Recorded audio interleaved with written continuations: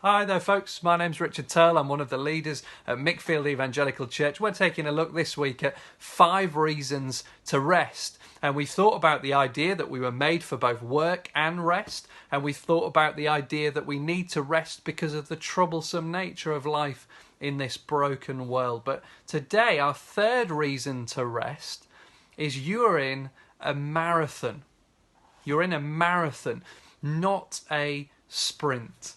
Now, a lot of human life can be described like that. It's more like a marathon than a sprint. It's more long haul, long term, and it's often better to take the long view than to look at things in the short term. And certainly the Christian life is often described in that way. We're in this marathon, this race that we need to press on and endure. We need to run the race. We need to fight the fight.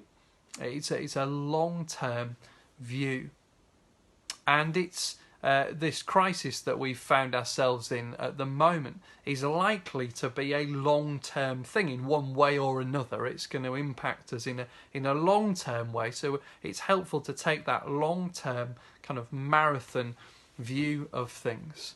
Now, it's doable to have no rest for a time, but it's not sustainable. I was talking to someone recently who'd had that exact experience, a season in their life where they really went for it and worked many hours and worked very, very hard, but they knew all the while that was only ever going to be a short-term thing. It wouldn't work in the long term because it just simply wouldn't be sustainable.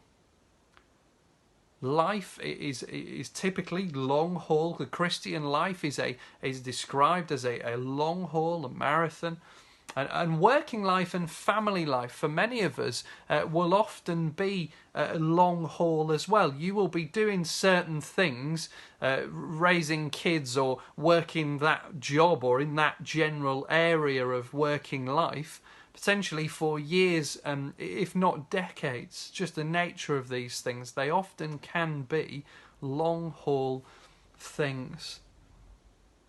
We're in a marathon, not a short sprint. And that's why Hebrews 12 speaks like this. The author has just described this great bunch of people, great people of the faith. He says, therefore, since we are surrounded by such a great cloud of witnesses, these people, let us throw off everything that hinders and the sin that so easily entangles, and let us run with perseverance the race marked out for us, fixing our eyes on Jesus, the pioneer and perfecter of faith. For the joy that was set before him, he endured the cross, scorning its shame, and sat down at the right hand of the throne of God.